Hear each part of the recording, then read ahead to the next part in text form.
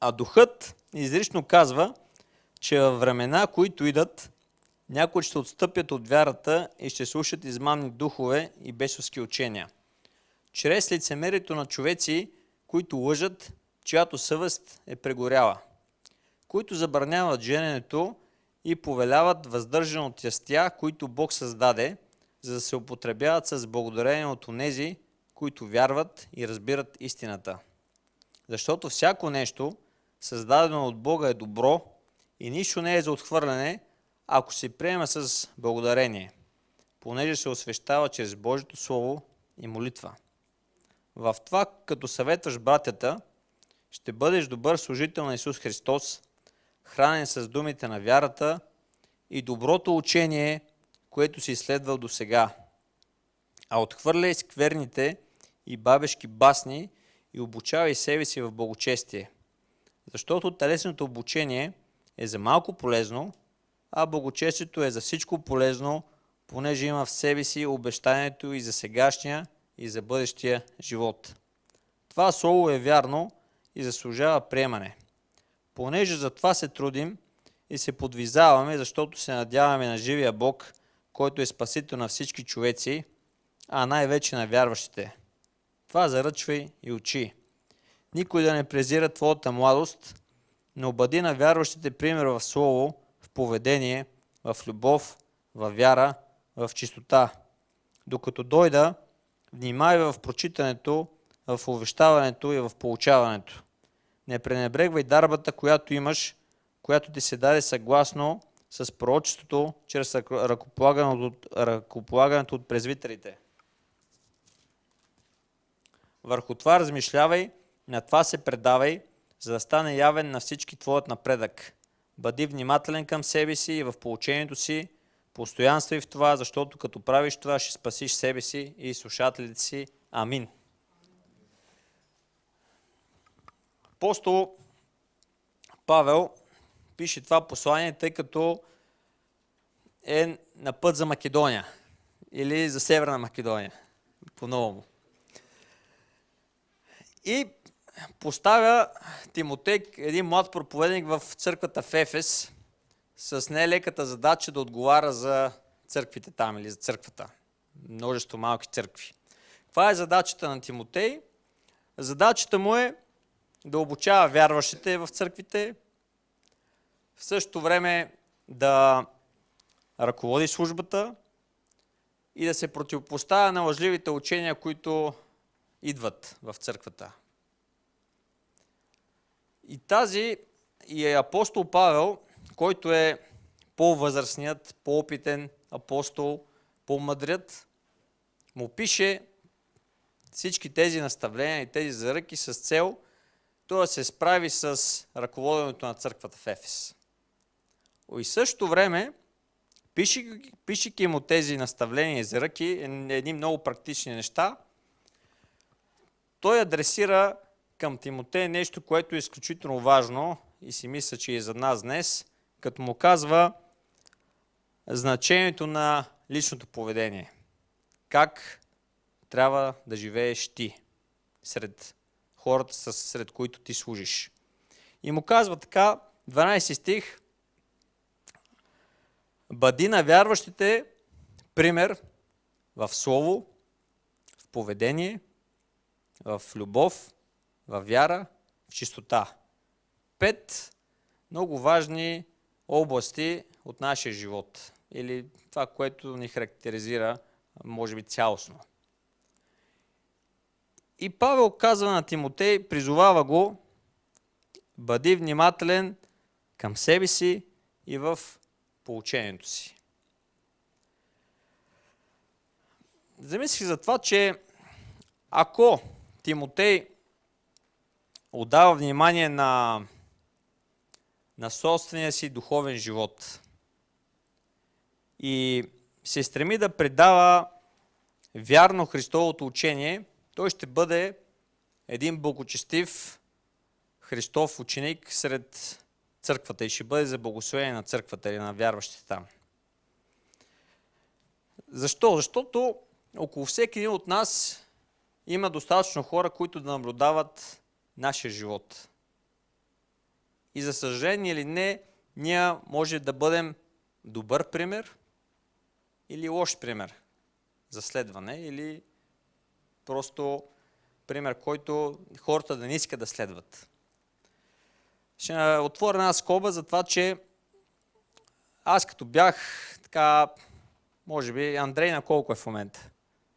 13, да, на възрастта на Андрей, 13-14 годишен, моя баща един ден така вечераше и ми каза: Алекси, искам да поговоря с теб. И ми каза, той си пиеше така едно оперативче, Бадемово в България имаше, тогава нямаше голям избор за такива оперативи. И каза: виж сега, ти ме виждаш почти всяка вечер, че пия по една чашка, едно питие. Аз виждам, че ти порастваш и искам да ти кажа да не се притесняваш от мен, ако пиеш. В смисъл, защото аз пия, не искам да се криеш от мене. Искам и друго нещо да ти кажа, че аз и майка ти не пушим. Сестра ти, аз имам сестра по-голяма от мен, тя не пуши, доколкото знаеме. Ако искаш ти пуши, това е твой избор, но пари за цигари ние няма ти даваме. Той ми каза: бъди свободен, но не се крий от мен, нито ако пиеш, нито ако пушиш, но просто ние не пушим. Не е характерно за нашето семейство. И трябва да се оправиш сам, ако искаш да пушиш. И да ви кажа, този разговор с баща ми, макар и кратък за няколко минути, ми подейства много освобождаващо. Защото обикновено човек прави неща, нови работи от любопитство или защото някой му ги забранява и казва: това не е добро, не е хубаво, не го прави. Точно обратното, човек се стреми и ги прави тия работи, забранените. И аз от тогава, боря на Бога за това, че съм имал и така свестни приятели, компания, дори още преди да повярвам, които не пушиха. И аз и до ден днешен не съм слагал фаз в своята уста. Просто не ми е било интересно, дори с отвращение съм гледал хората, които пушат. Всеки един от нас в живота си се стреми да прилича на някого, да го следва. В младежите ги гледам в България как има модерни певци, фолк певци, обличат си като тях, прическите са им такива, на футболисти, в стаята някой човек, да кажем, има плакати на някоя известна музикална група, т.е. ние вътрешно търсиме някакъв пример, който да следваме, или нещо, което се стремиме да изглеждаме по този и онзи начин. И в един момент ще получава така, че ние може да следваме някой, който е по-възрастен, на години, който е пред нас с опита си, но в същото време аз съм отворен да взимам нещо добро и от тия, които са по-млади от мене. Аз вече съм на 33 години, гледам го Емануел на 18 години и си казваме: аз вече имам с него 15 години разлика. Обаче, ако той нещо прави добро или нещо, което в неговата сфера аз мога да взема, мен не ме ограничава това, че той е по-малък от мене. Аз искам да взема това нещо, защото е добро. И в този ред на мисли, нека да живеем по такъв начин, че тези около нас, които са решили да ни изследват или да вземат нашия пример, ние да им помогнем те да се доближават до Бога, защото това е нашата цел. Ние като хора, които обичаме Христос или следваме Христос, ние искаме все повече хора да взимат нашия пример или да взимат доброто от нас, това, което е полезно за тях, да се развиват, въобще в обществото да израстват. Тоест, в един момент добрият пример е по-ценен от добрия съвет, който някой може да ти даде.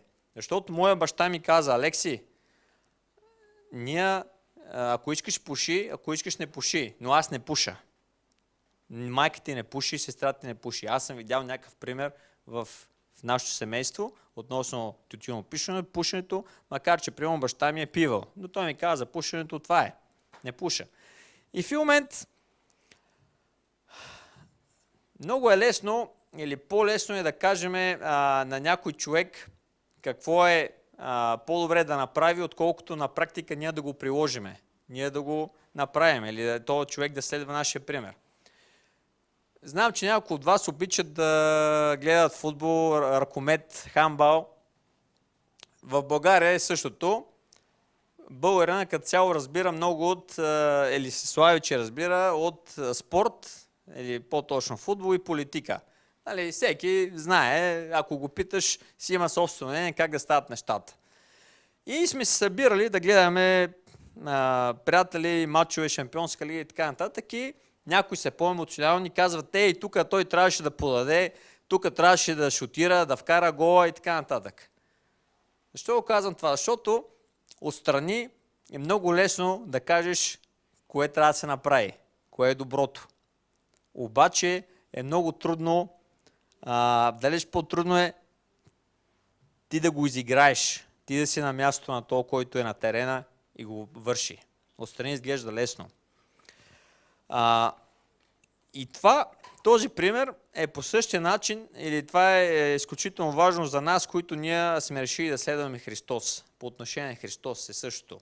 Ние може да говорим за нашата вяра, обаче живеем ли вярата си? Или това, което говорим, как трябва да вярваме, в кой да вярваме и т.н. Тоест, вероятно за това апостол Павел, след като дава наставления на своя млад съработник Тимотей как да проповядва, как да държи дисциплината в църква, му казва: ти бъди внимателен върху себе си и върху твоето поучение, т.е. върху това как ти стоиш, какъв пример си за хората в църквата, най-вече за хората в църквата. Знаете ли, ние като последователи на Христос имаме лукса, така да го кажа в кавички, не само да говорим за добрата игра или как би трябвало да се подобри дадено нещо, тук в църквата, кое не е било наред, аз знам как трябва да се направи, а имаме, т.е. трябва да живеем един реален живот. Живот, в който ние, вярвайки в Исус Христос, действаме по начин, който отговаря на нашата вяра. Или т.е. съответства поведението ни на думите ни. Не можем и не е редно ние да говорим едно, а да живеем друго. Тук затова апостол Павел говори на Тимотей: бъди пример на останалите в слово, в чистота, в вяра. Тоест много е важно ти самия какъв си, как стоиш. И започва тази глава 4, както е разделена в Библията, за това, че има лъжливи учения, такива хора, които забраняват жененето, забраняват яденето на определени неща. Не знам дали ви правил впечатление, че в Новия Завет почти всеки автор адресира проблеми, които са свързани с някакви лъжеучения. Апостол Петър, Юда, Павел говори за тия неща, Йоан в своите послания, дори Христос в проповедта на планината и в Евангелието според Матей говори за това, че ще дойдат сред вас лъжеучители, които ще ви заблуждават, но вижте плодовете им на тяхното дело. Т.е. по плодовете им ще ги познаете кои са тези. Се замислих за това, че винаги има едно противоборство на здравото учение, което апостол Павел в този случай, в това писмо адресира, и на лъжеученията. Т.е. винаги ще има доброто учение, ще има противоборство спрямо с лъжата и истината. И в този случай има борба между авторитета, който е за тебе в твоя живот, от който следваш примера, и тези, които се появяват в твоя живот с лъжеучения или неща, които ти казват, че са добри или временно ще получиш някаква изгода от тях. И тук топката е в нас. Какъв човек съм аз? Замислих се. Аз пример ли съм за някого? Какво ме мотивира, за да бъда пример, понеже съм Христов последовател или обичам Бога? Следвам ли аз някого? Т.е. имам ли модел в църквата, който аз да подражавам? Да кажа, този, въпреки че ние сме човеци и имаме своите слабости, няма човек без слабости. Но примерно да кажем от Мите, от Гаго, от Любчо, това е добро, ще го взема, това е добро. Тоест по-добър е от мене, по-голям е в това отношение, мога нещо да взема. И в нас го има това, че и в днешно време, поне в България, така се прокрадва учението за просперитета, че нали, хубаво е християнин да е богат, да не боледува, Господ се горил много неща. Има през годините се случиха едни учения за плоската земя, че земята е била плоска, за пророчески ученици, как човек трябва да, като пророкува, той е изпълнен с духа и така нататък. Тоест, все учения, които идват по някакъв начин до теб, до мен. И в един момент, дори и за просперитета, никой от нас не е застрахован, че ще възлюби парите или че ще иска по-лекия начин на живот. Обаче, независимо, че има моменти, в които ние може да се подхлъзнем или по някакъв начин това нещо да докосне нашето сърце, важно е как ние реагираме на това нещо. Дали се подаваме и следваме лекия път или държиме това, което е добро или това, което Христос казва, че е добро. Тук вече зависи, топката е в нас. Имаме ли молитвен живот с Господа? Търсим ли, изследваме ли писанията да видим кое е добро? Защото апостол Павел е пример за Тимотей в това отношение. Въпреки, че той не се крие, в началото на писмото казва: ето, аз бях гонител, холител на църквата, най-големия грешник, главният грешник, но Христос показа милост, за да бъда пример за мнозина. Тази сутрин искам да ви провокирам. Кой е за вас примера? Има ли пример, който вие следвате? Вие пример ли сте? Самите вие за хората? В какво отношение? Добър, лош? Какво може да промениме? Какво може да направим за себе си? Защото от нас зависят много неща. Това слово, което четем, променя ли ни? Мотивира ли ме по някакъв начин да надграда над моето знание или както тук в началото шегувахме за промените, които се случват, нали, с времето.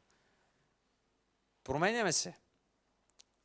И в същото време го има и този въпрос. Ако аз следвам даден пример, нали, и изведнъж този пример се окаже, нали, се провали или по някакъв начин се възгордее този човек, какво става с мен? В смисъл, дали си казвам, ето, следва го дълго време този човек и сега...